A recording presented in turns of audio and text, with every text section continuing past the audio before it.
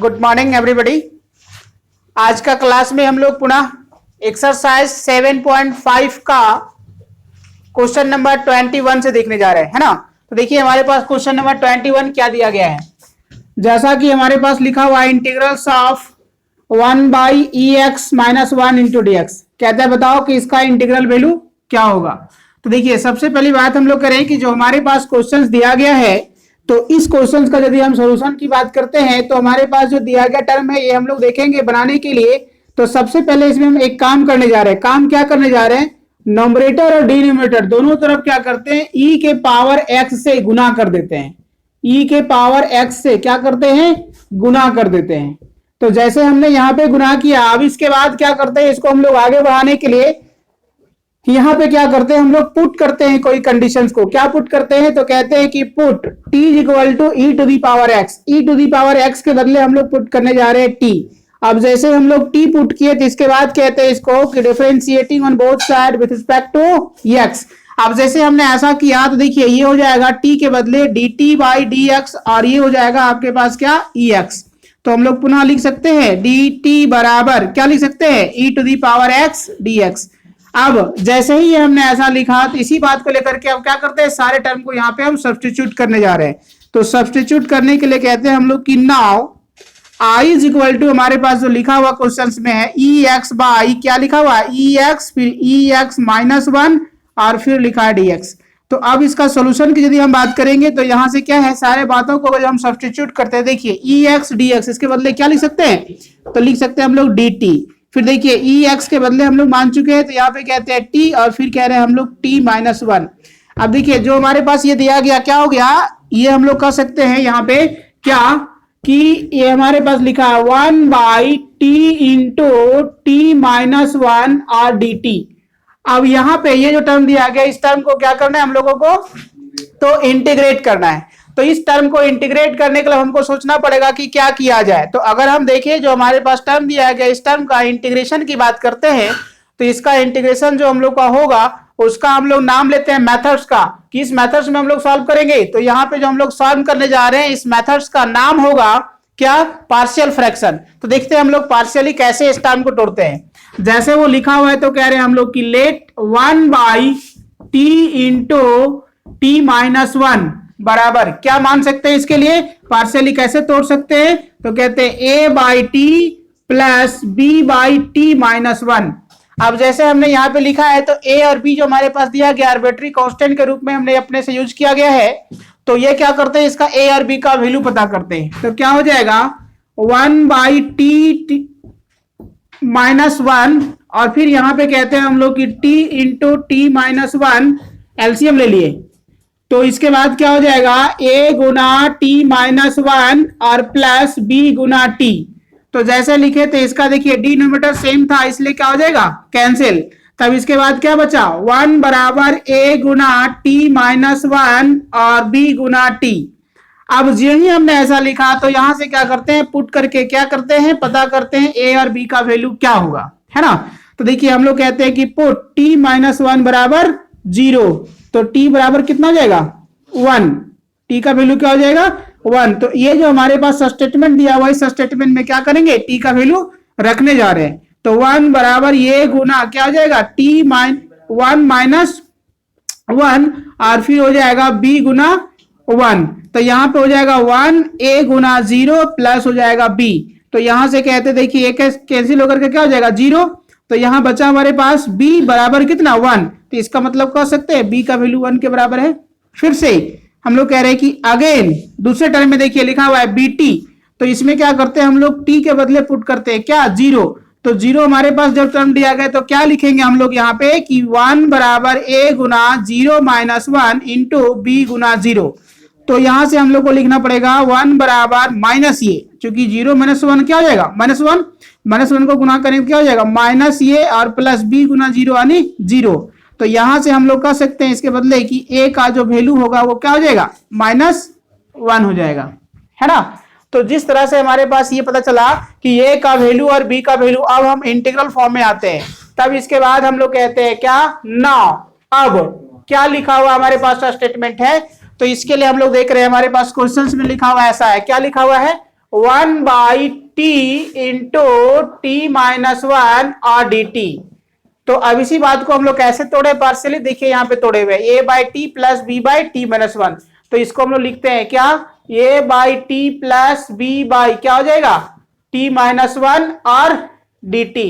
अब जैसे हमने ऐसा लिखा तो इसको क्या करते हैं, इंटीग्रली हम लोग अलग करते हैं। ये जो हमारे पास टर्म दिया है उसको क्या करते हैं, अलग करते हैं। तो कैसे अलग होगा यहाँ पे, तो कहते हैं a/t dt प्लस फिर कहते हैं हम लोग b/t-1 और dt। अब इसके बाद ये को हम लोग क्या है बाहर कर दिए कॉमन के रूप में, तो 1/t dt और प्लस b इंटू 1/ क्या हो जाएगा t-1 dt।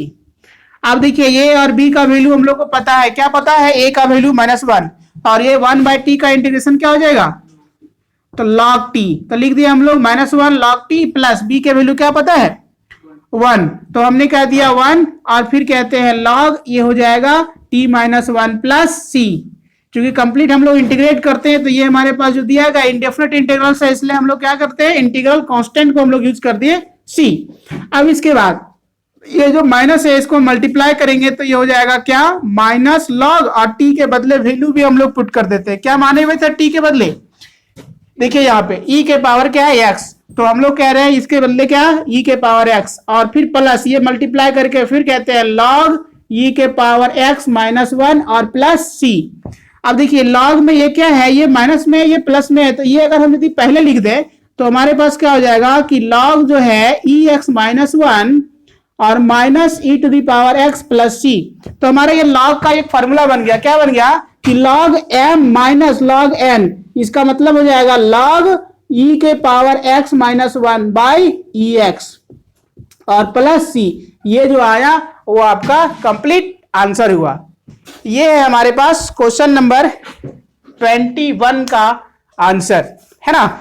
चलिए नोट डाउन करिए, अगले देखते हैं क्वेश्चन हमारे पास क्या लिखा हुआ है। क्वेश्चन नंबर 22, चलिए बात करते हैं हम लोग क्वेश्चन नंबर 22 में क्या है क्वेश्चन।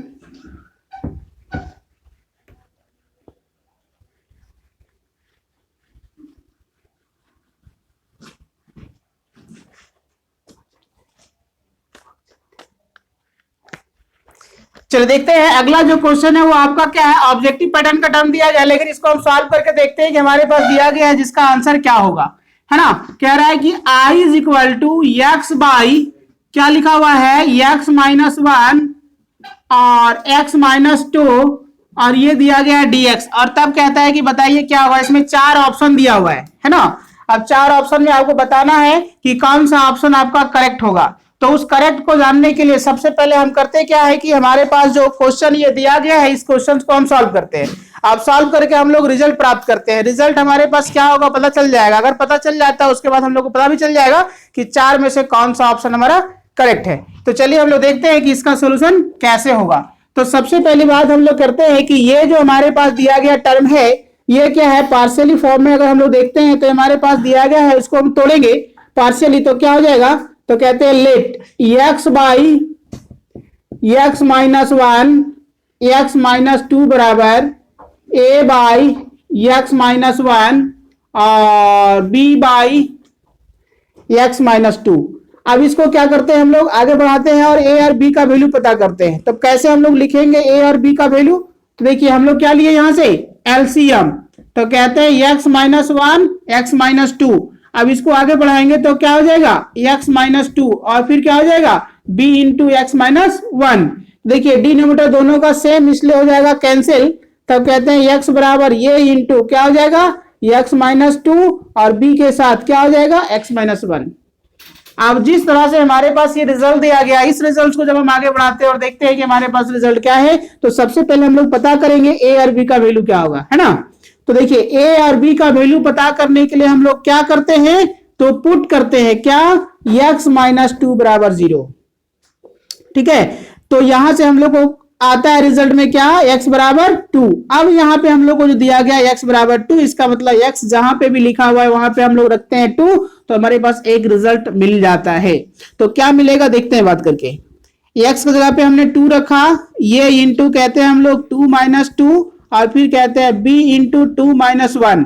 तो यहां से हम लोग कह रहे हैं कि 2 बराबर क्या हो जाएगा कि ये गुना 0 और b गुना हो जाएगा 1। तो यहां से हम लोग कहते हैं क्या हो जाएगा 2 बराबर ये 0 और प्लस हो जाएगा b। तो यहां से हमारे पास क्या हो जाएगा b का वैल्यू 2 के बराबर हो गया। तो जिस तरह से हमारे पास b का वैल्यू आया इसी प्रकार से हम लोग पता करेंगे कि a का वैल्यू क्या होगा। तो फिर कहते हैं हम लोग अगेन पुनः हम लोग क्या बात करते हैं। तो हमारे पास जो दिया गया यहाँ पे देखिए स्टेटमेंट में, अब इसको पुट करते हैं हम लोग कि अगेन पुट x माइनस 1 बराबर 0। तो x बराबर हमारे पास क्या हो जाएगा 1। तो यानी कहने का मतलब हमारे पास जो स्टेटमेंट दिया गया इस स्टेटमेंट में जहां भी x लिखा हुआ उसके बदले हम लोग रखने जा रहे हैं क्या 1 रखने जा रहे हैं। तब क्या हो जाएगा कि 1 बराबर ये into 1 minus 2 plus b into 1 minus 1। तब कहते हैं विच इंप्लाई दैट 1 बराबर a गुना माइनस 1 और b गुना 0। तो फिर कहते हैं 1 बराबर माइनस ये प्लस 0। तब यहां से फिर कह देंगे ये बराबर क्या हो जाएगा माइनस 1। तो जिस तरह से हमारे पास क्या है a और b का वैल्यू आया इसी प्रकार से हम लोग अब देखेंगे कि अगला हमारे पास जो रिजल्ट है वो क्या होगा। तो कहते हैं क्या 9 क्या कह सकते हैं कि i बराबर हमारे पास जो स्टेटमेंट लिखा हुआ है उसको लिख रहे हैं क्या है x by x minus 1 x minus 2 और dx। तो देखिए ये कंप्लीट के लिए हम लोग पार्शियली कैसा तोड़े हैं इस फॉर्मेट में तोड़े हैं। तो इसी फॉर्मेट में हम लोग लिख देते हैं। तो क्या हो जाएगा a by x minus 1 plus b by x minus 2 और फिर कहते हैं हम लोग dx। तो जैसे हमने ऐसा तोड़ा अब इसको इंटीग्रली हम लोग क्या करते हैं सेपरेट करते हैं यानी अलग करते हैं। तो ये बाई x माइनस 1 dx और फिर कहते हैं हम लोग क्या b by x minus 2 dx। तो हम लोग को यहाँ पे जो दिया गया ये को हम लोग जब बाहर निकालते हैं तो 1 बाई x माइनस 1 dx और फिर हम लोग b को बाहर निकालते हैं तो हो जाएगा x माइनस 2 और dx। तो देखिए ये का वैल्यू हम लोग को पता है क्या है a का वैल्यू कहां निकाले देखिए यहाँ पे निकाले -1। तो कह रहे हैं -1 गुना लॉग क्या हो जाएगा x माइनस 1 और b के बदले क्या निकाल चुके हैं तो 2। तो क्या हो जाएगा इसके साथ log x माइनस 2 और कंप्लीट जो रिजल्ट में जाएगा वो प्लस c। अब जैसे हम लोग यहां तक लिखे इसके बाद जब हम बात करेंगे तो यहां से हम लोग कह सकते हैं पुनः क्या होगा।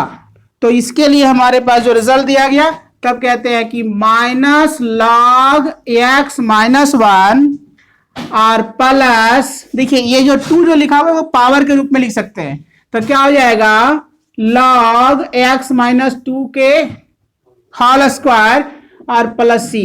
अब देखिए अगर ये पहले लिखाता है ये बाद में लिखाता है तो log m minus log n हो जाएगा। तो उसके लिए हम लोग फॉर्मूला जानते हैं क्या जानते हैं कि log x माइनस 2 का होल स्क्वायर बटा x माइनस 1 प्लस c। तो ये आपके पास क्या है रिजल्ट हो जाएगा। तो देखिए ऐसा कहीं ऑप्शन दिया गया है इस तरह का तो दिया हुआ है क्या बी नंबर में, इसलिए क्या हो जाएगा बी इसका आंसर हो जाएगा।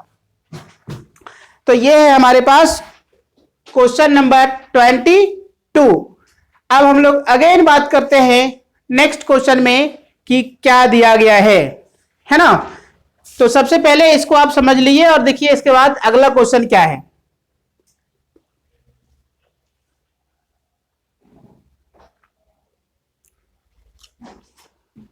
चलिए बात करते हैं नेक्स्ट क्वेश्चन में। क्वेश्चन नंबर क्या है 23। लिखा हुआ है इंटीग्रल्स ऑफ क्या है dx by x into X square plus 1। अब कहता है बताइए कि ये जो दिया गया प्रॉब्लम है इसका इंटीग्रल वैल्यू क्या होगा। तो इसके इंटीग्रल वैल्यू की यदि हम चर्चा करते हैं तो कहते हैं अब पार्शियली हम लोग तोड़ने का काम करेंगे और यहां से हम लोग बढ़ेंगे आगे। तो जिस तरह का रिजल्ट दिया गया है तो हम लोग कहते हैं पहले कि लेट आई बराबर जो हमारे पास जो दिया गया था तो कह रहे हैं 1 by x into X square plus 1। अब देखिए ये क्वाड्रेटिक फॉर्म में है हमारे पास लीनियर है तो इसको हम लोग तोड़ेंगे पार्शियली। तो कैसे यहां से लिखेंगे तो कहेंगे हम लोग इसको a बाई एक्स प्लस ये हो जाएगा आपका B X plus C by X square plus 1। आपको बता चुके हैं कि जब आपके पास कोई भी ऐसा टर्म आपके पास दिया गया हो जो क्वाड्रेटिक के फॉर्म में हो तो उसको क्या है पार्शियली तोड़ने के लिए क्या है नोमरेटर में आपको लीनियर बनाना पड़ेगा पहले। तो लीनियर बनाने के लिए क्या है कि हम लोग को ऑपरेटर से क्या आर्बिट्री कांस्टेंट का यूज करना होगा, जिसमें हम लोग कह दिए bx प्लस सी, और तब हम लोग यहाँ पे क्या हुआ कि ऐसे टर्म को ऐसा तोड़ने में सफल हुए। अब हम लोग जानते हैं कि इसमें से ये बी सी जो हमारे पास दिया गया है इसका वैल्यू क्या होगा, इसका बात करते हैं। तो चलिए देखते हैं कि ये कैसे ऐसा होगा। ऐसा कभी हो सकता है कि आपको ये टर्म नहीं समझ में आया हो कि ये जो लिखा हुआ है ये इतना के बदले हमने कैसे तोड़ दिया। तो पिछला जो हम लोग क्या वीडियो जो डाले हैं उस वीडियो में आप देख सकते हैं ये कैसे किस टर्म को कैसे तोड़ा जाता है, कैसे पार्शियली उसको क्या फैक्टराइज किया जाता है, वो सारे बातों को हम वहां पे डिस्कस किए हैं, है ना। तो चलिए हम लोग बात करेंगे अभी फिलहाल यहाँ पे कैसे होगा इसका। तो कह रहे 1/x into X square plus 1 is equal to, यहाँ पे हम लोग जब एलसीएम लेंगे तो हमारे पास रिजल्ट में आएगा क्या, तो कहते हैं x into X square plus 1, तो यहां से हो जाएगा ये इंटू क्या हो जाएगा, अब इनका जोड़ बना रहे हैं यहाँ पे, तो यहाँ पे हम लोग कहते हैं bx प्लस सी के साथ ये क्या हो जाएगा x मल्टीप्लाई हो जाएगा। तो इसके बाद हम लोग पुनः बातें करेंगे यहाँ पे, तो क्या कहते हैं कि 1/x into X square plus 1 is equal to, देखिए हमारे पास ऐसा करते हैं ये दोनों कैंसिल कर लेते हैं पहले, उसके बाद बात करेंगे।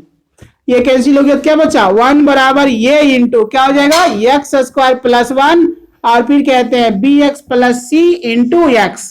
अब पुनः हम लोग बात करेंगे तो 1 बराबर क्या हो जाएगा, ये देखिए मल्टीप्लाई कर लेते हैं सारे टर्म को, क्योंकि आपको पता है हम बता चुके हैं कि जब आपके पास क्या है क्वाड्रेटिक के फॉर्म में दिया गया फंक्शन हो तो उस समय डायरेक्ट सिंपल पुट करके a और b का वैल्यू नहीं निकाला जा सकता है, उसके लिए क्या है कि आपको समस्या हो सकता है। इसलिए वैसे टर्म यदि मिलता है तो उस टर्म को क्या करिए, सारे टर्म को मल्टीप्लाई करिए और एक्स स्क्वायर के कोएफिशिएंट को अलग करिए, एक्स के कोएफिशिएंट को अलग करिए और कांस्टेंट को अलग करिए, और उसके बाद उस टर्म को क्या है दोनों के साथ आपको दिया गया है दो टर्म, देखिए एक दिया टर्म दूसरे टर्म, और दोनों टर्म को क्या लिखा हुआ इक्वल टू।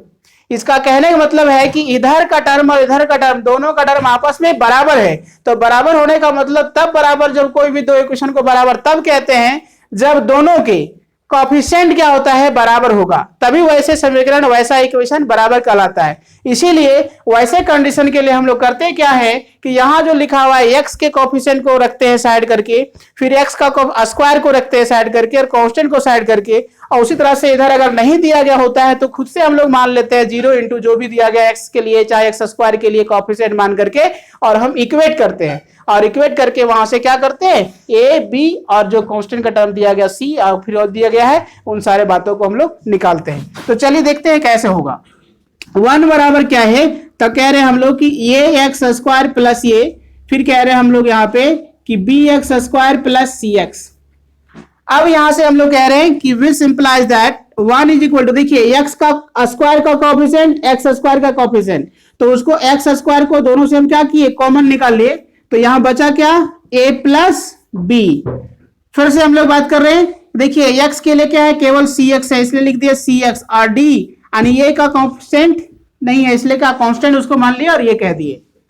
अब इसके बाद हम लोग जब आगे बढ़ाते हैं, देखिए यहाँ पे x दिया गया उसका कोएफिशिएंट है एक्स स्क्वायर उसका कोएफिशिएंट है, लेकिन यहाँ कांस्टेंट है केवल, तो इसके लिए हम लोग क्या है इसके कोएफिशिएंट को इसके साथ इक्वल टू यानी इक्वेट करने के लिए यहाँ पे दिया हुआ नहीं, तो इसके फॉर्मेट में हम इस टर्म को बनाते हैं। कैसे बनाते हैं ध्यान देंगे आप, लिखते हैं 0 गुना एक्स स्क्वायर प्लस 0 गुना एक्स और प्लस 1 इज इक्वल टू, फिर कहते हैं हम लोग कि ये plus B into X square और प्लस सी एक्स प्लस ये।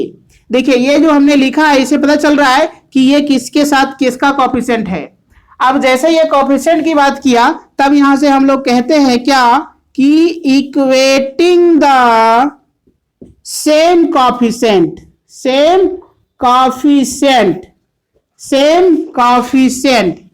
अब देखिए सेम कोएफिशिएंट से हम यदि इक्वेट करते हैं तो हम लोग पता करेंगे कि यहां जो हमारे पास जो दिया गया है इसके लिए क्या रिजल्ट होगा और कैसे होगा। तो देखिए यहां के कंडीशन में a plus B X square का कोएफिशिएंट यहाँ 0, तो हम लोग कहते हैं a प्लस बी बराबर 0। फिर देखिए सी एक्स का कोएफिशिएंट में क्या है 0, इसका मतलब c बराबर 0, और ये के लिए क्या लिखा हुआ है तो ये के लिए 1, तो इसके लिए कह रहे हैं 1। तो देखिए ये समीकरण पहला है, दूसरा है और ये तीसरा है। तो पहले दूसरे तीसरे समीकरण से अगर हम बात करें कि हमारे पास जो दिया गया है तो इसके आधार पे ए बी सी का वैल्यू को क्या कहेंगे, तो देखिए इक्वेशन थर्ड जो दिया गया है इसमें तो क्या है डायरेक्टली आपके पास लिखा हुआ है क्या a बराबर 1। इसका मतलब है कि a जो दिया गया a बराबर 1, तो आप डायरेक्ट समझ रहे हैं कि a बराबर हम लोग को a का वैल्यू कितना मिल गया, 1 मिल गया। b का वैल्यू क्या है, तो देखिए आप यहां से कह सकते हैं फ्रॉम इक्वेशन फर्स्ट, क्या कह रहे हैं कि फ्रॉम इक्वेशन फर्स्ट, इसमें लिखा हुआ क्या है, तो लिखा हुआ है a प्लस बी बराबर 0। इसका मतलब b बराबर कह सकते हैं माइनस a, और जब b बराबर माइनस ये कहेंगे तो a का वैल्यू हमको पता है, तो b बराबर क्या हो जाएगा -1, मतलब b का वैल्यू भी निकल गया। और c का ऑलरेडी दिया हुआ है क्या, 0। तो a b c यानी c का वैल्यू क्या दिया हुआ, 0। कहां से, तो फ्रॉम इक्वेशन सेकेंड से। तो इस तरह से हमको क्या हुआ कि a का वैल्यू निकल गया, b का वैल्यू और c का वैल्यू, सारा वैल्यू पता चल गया। अब आते हैं हम क्वेश्चन में। तो क्वेश्चन में आने के लिए हम लोग कहेंगे क्या कि now i is equal to क्या लिखा हुआ है, तो हम लोग कह रहे हैं कि ये 1/x into X square plus 1 और dx। अब जैसे हमने ऐसा लिखा तब कहते हैं क्या इसको पार्शियली तोड़े, देखिए यहाँ पे तोड़े हुए, यही बातें को हम यहाँ पे लिख रहे हैं। तो क्या हो जाएगा यहाँ पे, तो कहते हैं a/x plus bx plus c by क्या हो जाएगा एक्स स्क्वायर प्लस 1, और साथ में कहते हैं हम लोग dx।